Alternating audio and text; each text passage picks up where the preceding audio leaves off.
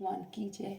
धर्मदत्त ने पूछा, हे देवगण, जय और विजय ने अपने पूर्व जन्म में ऐसा कौन सा पुण्य किया था जिससे भगवान विष्णु का रूप धारण करके वह उनके द्वारपाल हुए। गणों ने कहा, प्राचीन काल में तृणबिंदु की पुत्री देवहूति से कद्रम ऋषि द्वारा केवल देखने मात्र से ही दो सुंदर बालक उत्पन्न हुए। उनमें से बड़े का नाम जय और छोटे का नाम अजय हुआ। बाद में देवहूति के गर्भ से कपिल देव जी भी हुए। जय और अजय दोनों ही भगवान विष्णु के बड़े भक्त और धर्मात्मा थे। दोनों ही नित्य प्रति अष्टांक्षर मंत्र का जाप करते थे और भगवान विष्णु का व्रत करते थे। भगवान भी इन दोनों भाइयों से अत्यंत प्रसन्न थे और नित्य पूजा के समय इनको दर्शन दिया करते थे। एक समय राजा के निमंत्रण पर देवर्षि नारद गणों सहित राजा के यज्ञ में पधारे। उस यज्ञ में जय ने ब्रह्मा और अजय ने पुरोहित बनकर यज्ञ को संपूर्ण कराया। यज्ञ की विधि पूर्वक समाप्ति हुई। मरुत राजा ने जय और अजय को बहुत सा धन दिया। वह दक्षिणा देकर दोनों भाइयों अपने आश्रम में वापिस आए। धन को बंटवारा करते समय दोनों भाइयों का आपस में झगड़ा हो गया। जय ने अजय से कहा कि धन के 2 बराबर हिस्से होने चाहिए। अजय ने कहा, नहीं, जितना धन जिसको मिला है उतना धन उसका होगा। तब जय ने क्रोध में भरकर अजय को श्राप दिया कि तुम धन लेकर नहीं देना चाहते, इसलिए तुम गिरहा हो जाओ। अजय ने जय को दिया हुआ श्राप स्वीकार कर लिया और जय को श्राप दिया कि तू अभिमानी है, इसलिए तू हाथी हो जा। और जब नियम पूर्वक दोनों की पूजा के समय भगवान उनको दर्शन देने के लिए आए तो दोनों ने भगवान को श्राप मोचन का उपाय पूछा। दोनों ने प्रभु से पूछा, हे देव, हम दोनों आपके भक्त हैं, मगर हम हाथी की योनि कैसे होगी? हे कृपा सागर, श्राद्ध से हमारा उद्धार कीजिए। भगवान विष्णु ने कहा, मेरे भक्तों की वाणी में कभी असत्य नहीं होगी। यमराज भी इसको अन्यथा नहीं कर सकते। पूर्व काल में मुझे भक्त राज प्रहलाद के कहने पर स्तंभ से प्रकट होना पड़ा और राजा अमरीश के कहने पर 10 अवतार लेने पड़े थे। अतः तुम दोनों अपने श्रापों को भोगकर फिर मेरे लोक में प्राप्त हो गए। इतना कहकर भगवान विष्णु अंतर ध्यान हो गए। गणों ने कहा, तब वह दोनों गंडकी नदी के किनारे मगर और हाथी हुए। जाति स्मरण करने के कारण इस योनि में भगवान विष्णु का नियम व्रत पूर्वक किया करते थे। एक दिन कार्तिक की पूर्णमासी को वह हाथी स्नान के लिए गंडकी नदी में गया। वहां पिछले जन्म का श्राप स्मरण करते हुए मगर ने हाथी को पकड़ लिया। मगर के पकड़े हुए हाथी ने भी भगवान विष्णु का स्मरण किया। फिर क्या था, तुरंत श्री शंख चक्र गदा परमधारी भगवान विष्णु ने अपने सुदर्शन चक्र द्वारा उन दोनों मगर और हाथी का उद्धार किया और उन दोनों को अपने जैसा रूप देकर भगवान उन्हें वैकुंठ ले गए। उसी दिन से उस स्थान का नाम हरि क्षेत्र प्रसिद्ध है। चक्र के आघात से वहां के पत्थरों में भी चिन्ह बने हुए हैं। वे दोनों भी जय और अजय के नाम से आज तक संसार में प्रसिद्ध हैं। हे विप्र, आपने भगवान विष्णु के द्वारपालों के संबंध में जो प्रश्न किया था उसका विस्तृत उत्तर मैंने दिया है।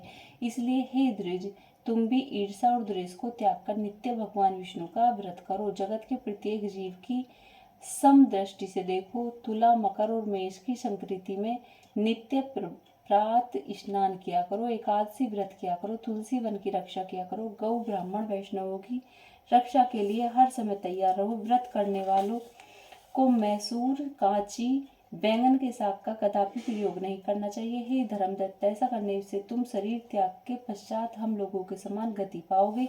भगवान विष्णु को प्रसन्न करने वाले इस व्रत के समान फल देने वाला तीर्थ, दान और यज्ञ दूसरा और कोई नहीं है।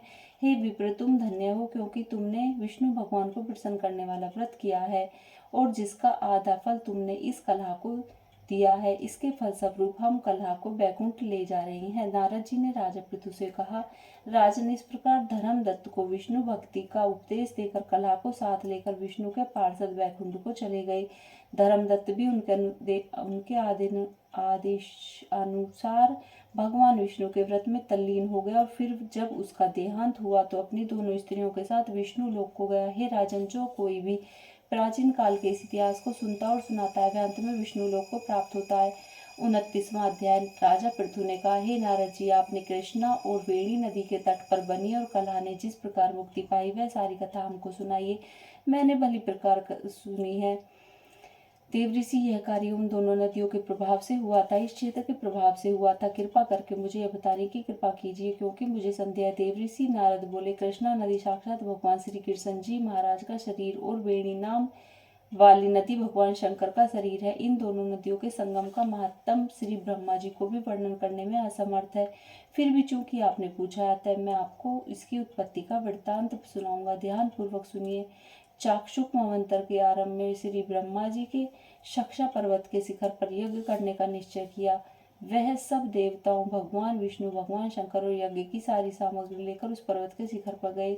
तब महर्षि भृंगु आदि ऋषियों ने ब्रह्म मुहूर्त में उन्हें दीक्षा देने का विचार किया। इसके बाद उन्होंने श्री ब्रह्मा जी को पत्नी स्वरा को बुला भेजा। वह बड़ी आहिस्ता आहिस्ता आ रही थी। इसी बीच में भृंगु जी ने भगवान विष्णु से पूछा, हे प्रभु, आपने स्वरा का शीघ्रता से बुलाया था, वह क्यों नहीं आई? यदि ब्रह्मा मुहूर्त टल गया तो फिर दीक्षा का कार्य कैसे होगा? इस पर भगवान विष्णु ने कहा, यदि स्वरा यथासंभव यहाँ पर न आई तो आप गायत्री को स्त्री मानकर दीक्षा विधान कर दीजिए।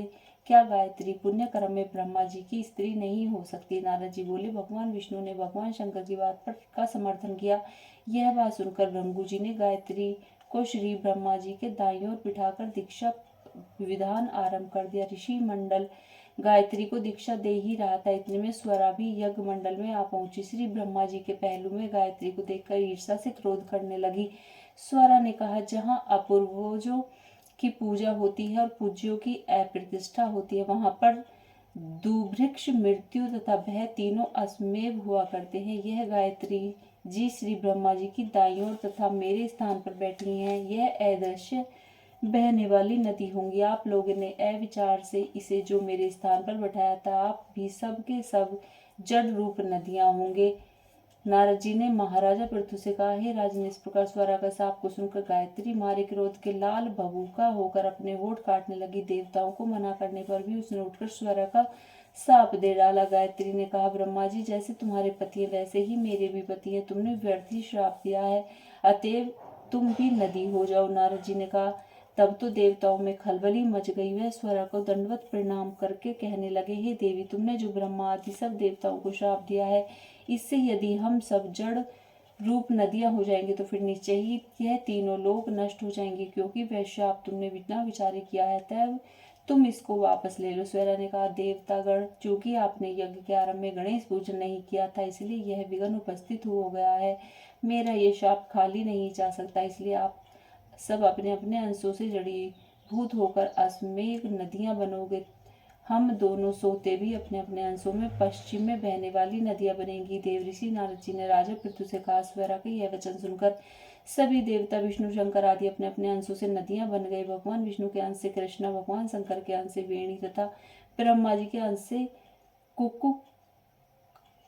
ककुमतवती नाम वाली नदियां उत्पन्न हो गई। सभी देवताओं ने अपने अंशों को जड़ बनाकर वहीं श्राह पर्वत पर फेंक दिया। फिर उन लोगों के अंश अलग अलग नदियों के रूप में बहने लगे। देवताओं के अंशों में पूर्व वाहिनी तथा स्त्रियों के अंशों में सैकड़ों व हजारों की संख्याओं में पश्चिम वाहिनी नदियां उत्पन्न हो गई। गायत्री और स्वरा दोनों पश्चिम वाहिनी होकर एक साथ बहने लगी। दोनों का नाम सावित्री पड़ा। श्री ब्रह्मा जी ने उस यज्ञ स्थल पर भगवान विष्णु और भगवान शंकर की स्थापना की। दोनों देवता महाबल तथा अतिबल के नाम से विख्यात हुए। हे राजन, कृष्णा और वेणी नदी की उत्पत्ति का वर्णन जो मनुष्य सुनेगा, उसको दर्शन व स्नान का फल प्राप्त होगा। बोलो सच्चे दरबार की जय।